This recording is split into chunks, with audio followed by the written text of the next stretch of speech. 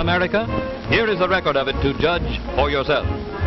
City streets, pounded by ever-increasing traffic, are modernized, resurfaced, thousands of blocks which mean huge savings in local tax money. Vital to the communities which they serve are the thousands of miles of highways, constructed and improved by the Works program.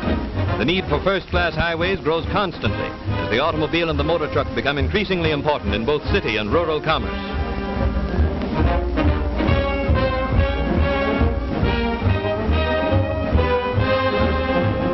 In many regions, great loss has befallen farmers and other rural residents during periods of bad weather which made secondary roads impassable.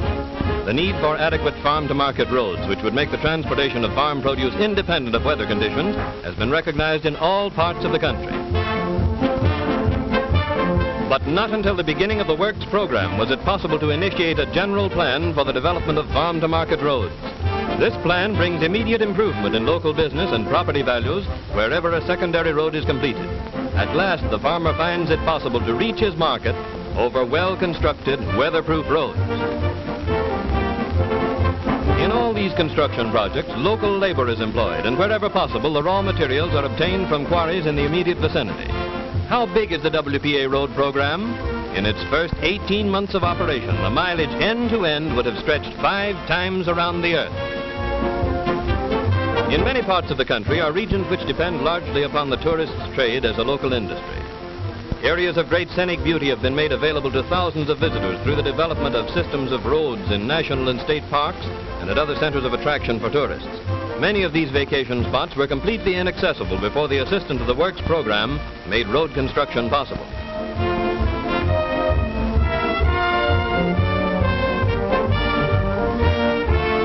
The welfare of the community served by a new construction project is always the first consideration, and plans are laid not only for the present, but for the more demanding future.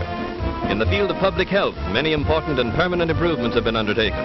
The water resources of thousands of cities and towns have been expanded by the construction of reservoirs and water supply systems, ensuring an adequate supply of water for the community's needs for many years to come.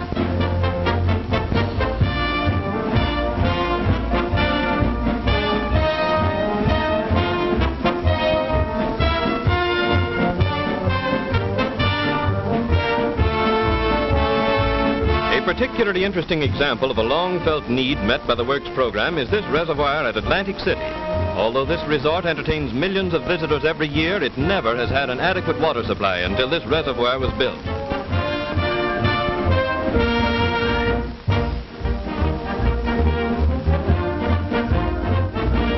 Another type of permanent construction is this community stadium, representative of a large group of projects that provide facilities for public gatherings all over America. In cooperation with other federal agencies, many important improvements have been made under the Works program at the Brooklyn Navy Yard and other centers of government activity.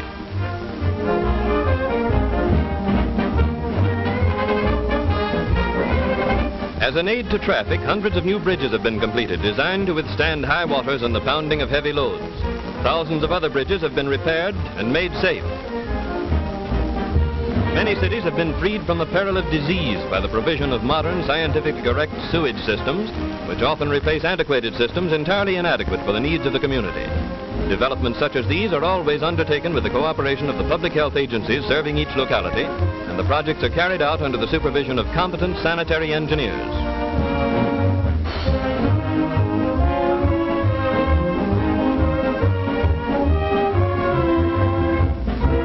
The rapid growth of air traffic outdistanced airport for hundreds of cities seized the opportunity offered by the WPA to build or improve modern airports. One of the busiest of all airports is at Newark.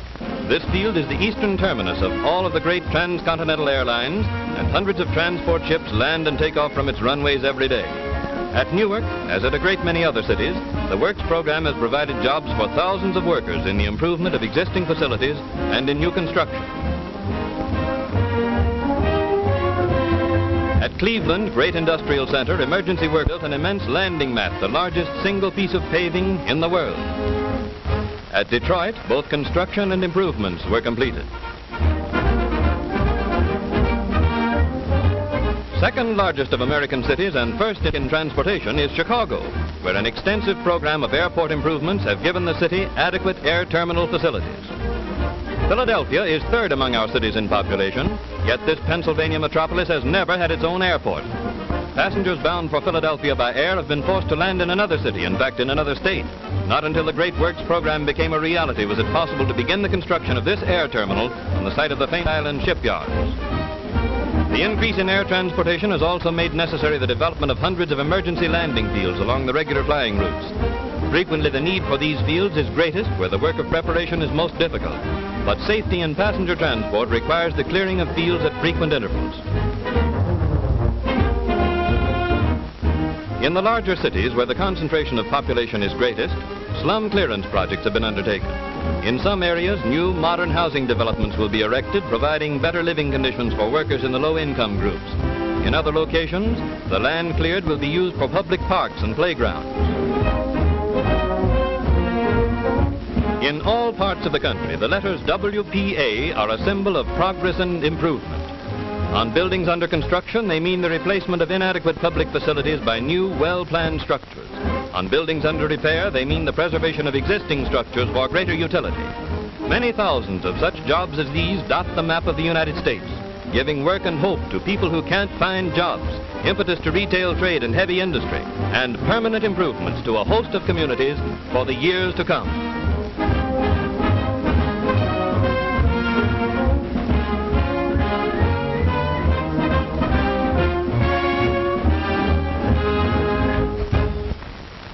Not only was it necessary to find employment for workers accustomed to manual labor, but also there was need to employ others whose training and experience fitted them for professional and other skilled work. For these so-called white-collar workers, each community had to plan jobs which would utilize and preserve their skill and training. And above all, the work must be useful, a real contribution to the welfare of the community.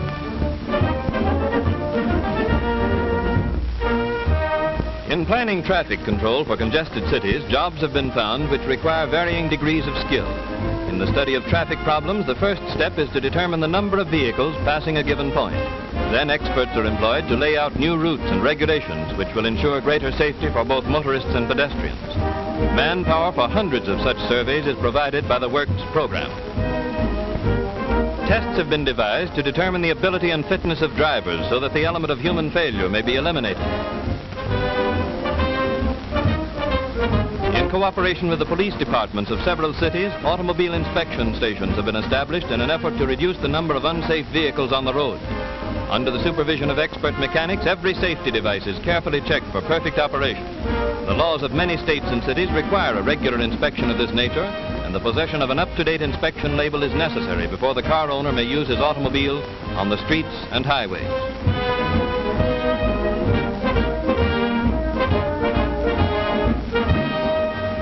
Another example of useful employment is found in the sewing rooms operated by the Works program in practically every city in the country.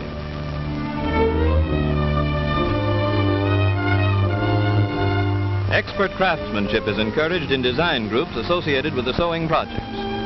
Women who are the principal support of their families are paid for their work, and the millions of garments and miscellaneous articles they produce are distributed free to families on relief or to tax-supported institutions. For some of the women who work in these sewing rooms, the training and practical experience they receive will not only make them better housewives, but it may also open up avenues to a permanent source of income.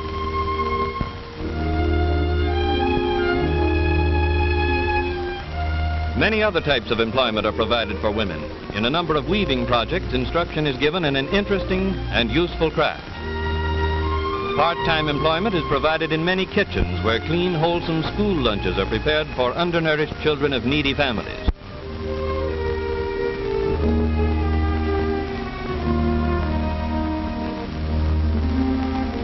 In libraries and schools, skilled workers are employed in repairing and rebinding millions of books.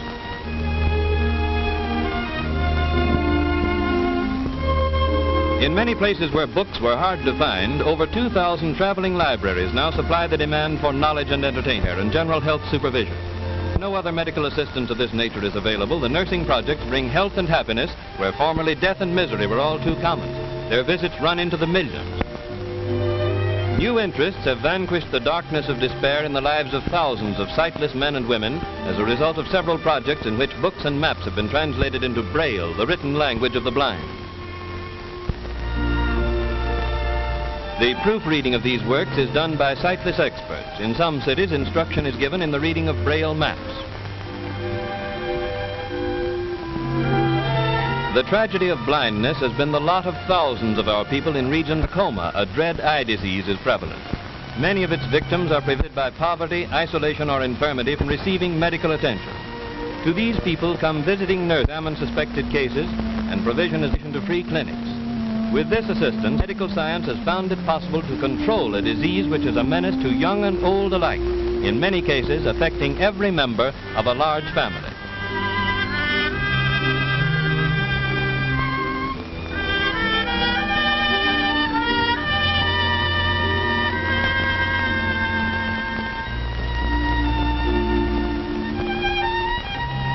Needless to say, the staff necessary to maintain this important service is recruited from the trained workers of the regions concerned.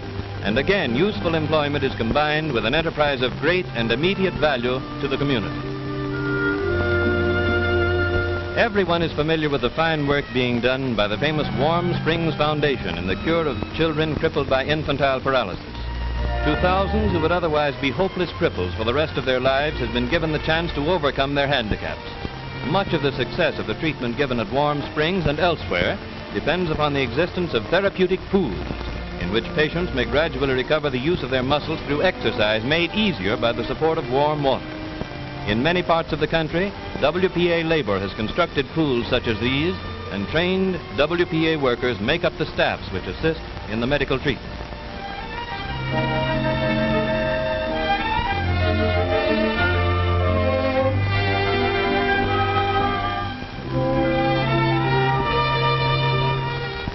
This therapeutic pool is in the James Whitcomb Riley Memorial Hospital in Indiana, made doubly interesting by Riley's immortal poem about the little crippled boy with curvature of the spine.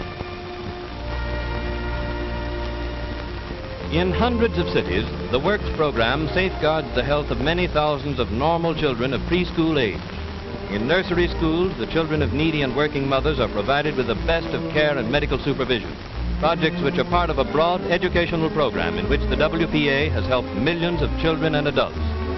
Supervised play activities and preschool training under competent instructors removed from the relief roles are part of the schedule at each of these nursery schools. Meals are provided for the youngsters, and plenty of health-building milk and orange juice is consumed during the mid-morning and mid-afternoon luncheons. The food is prepared under the supervision of dietitians, and at all times a careful check of the health and development of the children is maintained.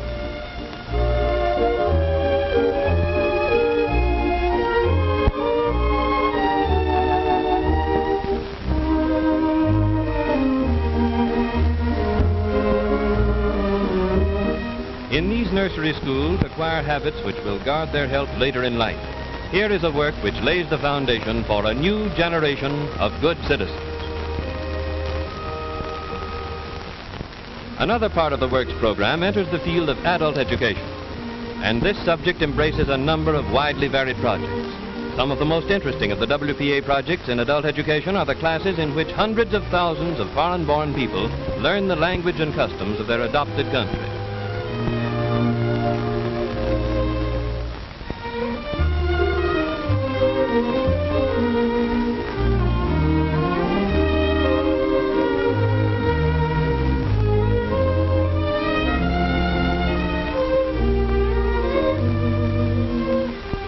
Vocational training projects are another branch of the adult education program. Many classes established in which instruction is given to men and women who will find very practical uses for their newly acquired knowledge in their daily lives. Every effort is made to adapt the instruction to the need and native ability of the student. Women are instructed in the arts and crafts for which they are best fitted, as exemplified in the millinery classes. In the same general category, we find classes for men in which the students are initiated into the art of tailoring. Through the training they receive here, they will be enabled to take up a profitable trade which will assure them of work and independence.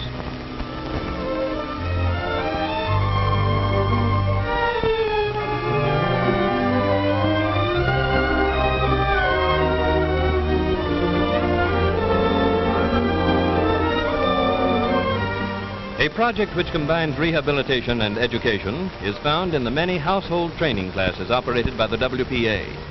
Here, future housewives are instructed in homemaking, and inexperienced girls from relief families are given training which will make them self-supporting. As the girls master each branch of household art, their progress is indicated on a chart. Upon graduation, the girls are placed through an employment service conducted by the Works program.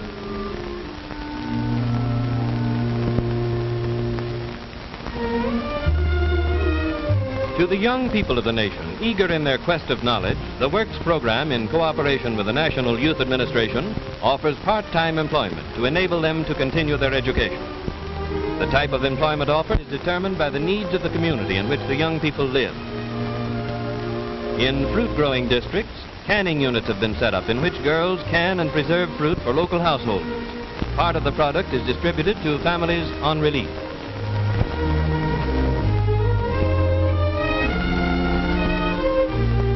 An interesting project in New England is that in which boys, many of them from seafaring families, are engaged in the catching and breeding of fish and the restocking of fishing grounds. As they cast their nets into the sea, the action symbolizes their search for education, security, the simple riches of life. And toward this objective, the normal heritage of every young American, the Works program offers them a helping hand.